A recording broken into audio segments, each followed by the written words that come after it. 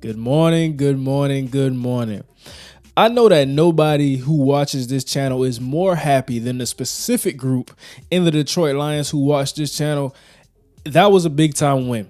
And I kind of knew going into this game, I had the feels, and I said it in my preview video. I said that when we look at this game, I think it's going to be one of those nasty games. I think it's going to be a gritty game. And you say, what are you talking about? Because consensus is we're seeing 30-30 and all of these different types of things. And understanding that it's two top 5 offenses when you have the Kansas City Chiefs and you have the Detroit Lions. I said, no, it's not going to be that. For one, it's the first game of the season. So we saw the penalties, the false starts, the holding calls. That's that getting it out of the way. That's the type of thing you have in the first game. You have to go through that maturation process and get loose a little bit. Jared Goff said it best himself. It's going to take me a drive. He was one of the 8 quarterbacks who didn't play in the preseason at all. And then some of the guys on defense for the Lions, Chiefs, both teams, some guys didn't play the preseason at all. So you're seeing that and you're saying, okay, we still got to get some of those kinks out. We got to get some of those nerves out. This is the first game of the season. It's a big time stage, but we understand that football is back. This is my first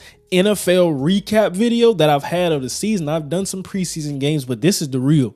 This is where we can really understand that it's here. Now, first thing I want to do when we go through this process, I want to go through the team stats first to kind of draw that picture in your head and we can visualize some of the things for those who may have not got to see the game or you didn't get to rewatch it just yet. So for total yards, had 368 total yards for the Lions, 316 for the Chiefs, passing the Lions won in that category, and rushing yards. So offensively, they had more yards than the Kansas City Chiefs. Now, this is the category I really want to go to. And I think it kind of shows me what I was talking about and kind of what I felt going into this game. You always got that feeling. And we look at third down efficiency, 5 of 15 for the Detroit Lions, 5 of 14 for the Kansas City Chiefs. So it's not like, the Lions or the Chiefs, it wasn't a one-sided statistical category. Usually we look at a game and we say, okay, penalties, that's what won that team that game. Okay, turnovers, that's what won that team that game. Now, you did have some big-time plays, especially the Brian Branch pick 6 for the Detroit Lions. That was ecstatic. That was something that hyped me up because I talked about him.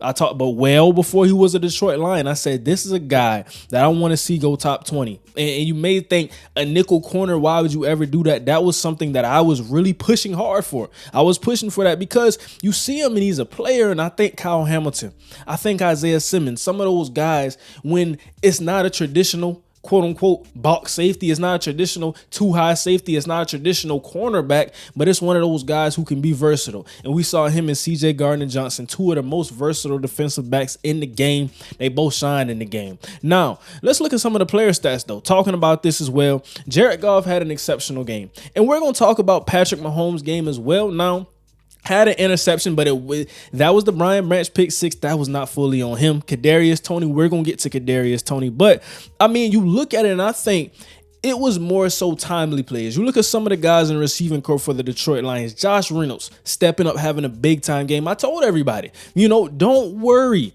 Ben Johnson is that offensive mind, and we've seen it. And I'm going to talk about some of the things that I saw personnel-wise that kind of turned me on from a play calling standpoint and some of the things he did, especially with Amon-Ra St. Brown and Jahmyr Gibbs. Then you look at Amon-Ra St. Brown. You know what he is. The guy that I think really stepped up that a lot of people kind of were optimistic about, Sam Laporta, getting big-time catches, doing things in the blocking game. He was exceptional. And then defensively, some of the guys, a lot of people really got pressure, but they were no sacks. And I think outside of Aiden Hutchinson, it's really that conversation that I want to have that I think James Houston stepped up big. Josh Pascal has some plays. Kaminsky, he's not the guy who's going to go out and get you 1 to 2 sacks every game, but he's going to make plays in the run game. He's going to do the loops and stunts. So he offers you what he offers you. But I think that James Houston being that second guy, I talked about it. I said it throughout the entire preseason. He was getting a lot of reps when guys like Charles Harris were not getting the most reps. And I said that me personally, I believe James Houston is that guy because I've watched so much film that nothing told me otherwise. I didn't care about the reps or none of that. I saw what I saw on the football field. But let's talk about Jawan Taylor. Let's talk about Jawan Taylor, the right tackle for the Kansas City Chiefs. It was so funny to me because even if you were watching the game, if you were watching the broadcast, if you were just watching the game, you could have cut all the sound off. You could have had nobody around you. You could have been sitting in a room just like I am right now, and you would have understood that's not legal. It's not legal. And we talk about Lane Johnson. Lane Johnson does it a little differently. When he gets that kick step and he sets a little further back than other guys usually and typically do, and it does give you that advantage. But Lane Johnson and Jawan Taylor are two different players. And also, when you had the false starts, it had to be called. And it was funny because it was called on the most crucial play. In the fourth quarter, when the Kansas City Chiefs were trying to convert a big time down, guess what happened? And, also adding to the fact that Jawan Taylor got the holding call, guess what else happened? We talked about Donovan Smith for the Tampa Bay Buccaneers. What did he do last year?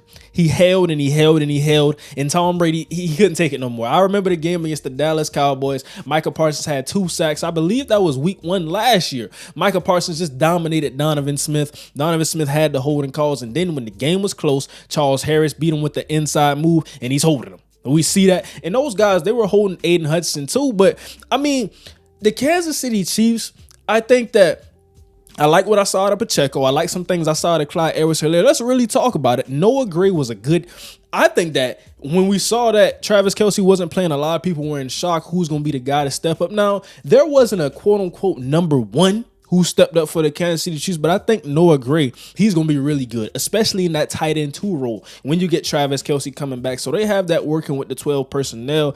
Really, the receivers, though, we know what MVS is. I think that he's played for Green Bay. He's played for Kansas City. We know what he's a deep threat. He's a guy that can get behind you. He's a taller guy, but he doesn't use his body like a big body receiver. And I think that outside of that, we expected a lot more for some of those guys.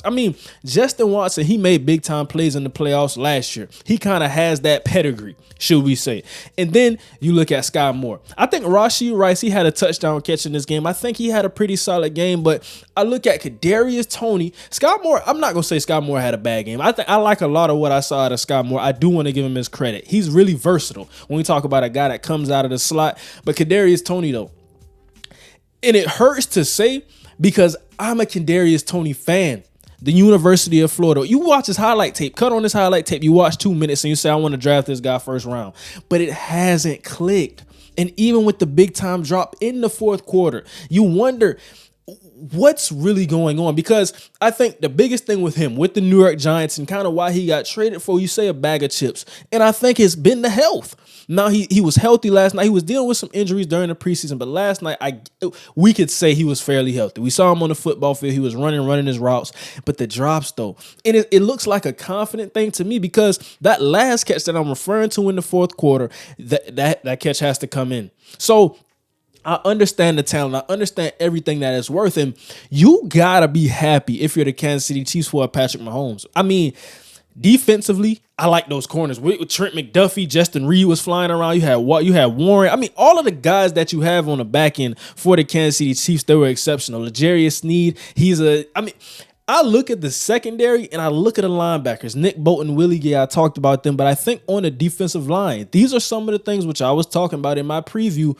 I'm have to see more. I think George Karlaftis had a really good game. It's his second year. It's Trent McDuffie's second year. So they've been on a good path with drafting some guys. I look at Felix Udike-Uzama. I think he's a guy that in the future could potentially be a good player for this team. So you have to like some of the guys who are working for this team, and it was just gritty.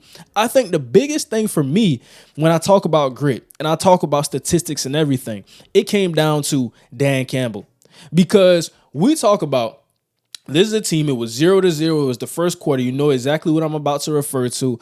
And you get down in the fourth down. You go for it. Nobody unless you're a Detroit guy, unless you can tell the future, I didn't expect Dan Campbell to go for that. Jalen Reeves-Maybin getting the fake punt, everything that they did, got the first down, and then you go down to score. That's sending a message. Now, you went into halftime, and I think that the Chiefs kind of had some momentum getting into halftime, and then you came out of it, though. We had some big-time plays. Now, you saw a lot of plays from the linebackers. Derek Barnes, all 4 of the linebackers played, and I talked about that with the guys, Aaron Glenn, Kelvin Shepard, all talking about that. So we did get to see those guys on the field. I think Derek Barnes had a really good game. Alex Anzalone was showing some flashes in coverage. Let's really talk about it. So, like I said, it was a great game for me. I think that it came down to the mentality when I really look at some of the things for each team. What do you guys think about this game? It's the first game. Everyone's back. These are really my observations, my biggest ones that I have. Now, like I said, when you have Patrick Mahomes for the Kansas City Chiefs, I think he kept you alive. Now, I would say awkwardly, Patrick Mahomes did miss on a couple throws. It wasn't nothing, crazy. It wasn't like some of the things we see with Josh Allen. Sometimes you get careless, or some of the other quarterbacks where you get consistently inaccurate. It wasn't that, but it was some of the other plays, some abnormal plays, I would say, that I saw from Patrick Mahomes where he missed or he underthrew a guy. But really, you have to wonder, was it him? Or was it the receivers? I think that when you have that young receiving core, Kadarius Toney's still fairly young. Justin Watson is still young. Sky Moore is in his second year. Noah Gray's still a young tight end. You look at those guys and say, we have to get on track. And understand that without a Travis Kelce, now it's the first game. I'm not overreacting at all, but I'm saying that you have to understand for the Kansas City Chiefs to try to get back to where they were last year, and that's the Super Bowl. I think they are the favorite. They're my favorite, at least in the AFC when I talk about it. I think you look at those guys and say, we have to be something outside of Travis Kelce. And I'm looking for that guy to step up. Personally, I think it could be Sky Moore. If he gets more volume out of the slot, he can get on jet sweeps and do a lot of different things. He was a return man last year, had the big-time punt return last year in the game against the Cincinnati Bengals. So I think about everything he could do. He was a first-round pick. I'm banking on a lot of things with Sky Moore, but it was really Patrick Mahomes against the world last night because he was stepping up in the pocket. He was flushing out of the pocket. That's what I would say is my biggest thing that has to be fixed for the Detroit Lions despite the win. You look at how you contain Patrick Mahomes and you really didn't.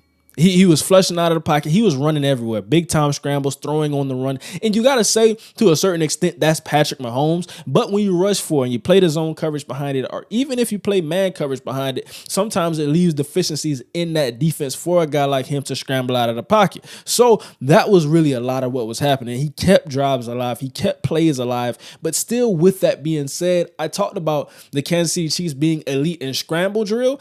And he was scrambling, but still, the coverage was exceptional. And that's one point that I do also want to make for the Detroit Lions. C.J. Gardner-Johnson, Jerry Jacobs, Cam Sutton, Brian Branch, all of those guys, Kirby Joseph, all of those guys in the back end, and even the linebackers. I talked about Alex Anzalone, Jack Campbell. We're probably going to get to his film, but he had the one play where he dropped back, he took away a play and the hook to curl, and then he came back and dived and swatted the ball for a deflection. That was that's an elite play in zone coverage when we talk about Jack Campbell, but I think it's just a shift, and it's a complete whirlwind. We talk about the team that beat the Green Bay Packers when they weren't making the playoffs. They couldn't statistically or mathematically qualify to make the playoffs, but they still went and beat the Green Bay Packers. It's that mentality. It's that mindset. I mean, at some point in time, you have to realize what's actually going on. I have much respect for the Kansas City Chiefs. I think they played a great game, and you have to understand, without Chris Jones, without Travis Kelce, I'm not making any excuses because we've all been there. If the Detroit Lions would have lost, nobody would have cared. So I have to say that, and then I look at it and say, this is some of the Detroit Lions are here with a new and improved team, and then the Kansas City Chiefs, they still have some things to figure out, but they're still a great football team. I like what I saw from both teams. It was a nasty game like I expected it to be.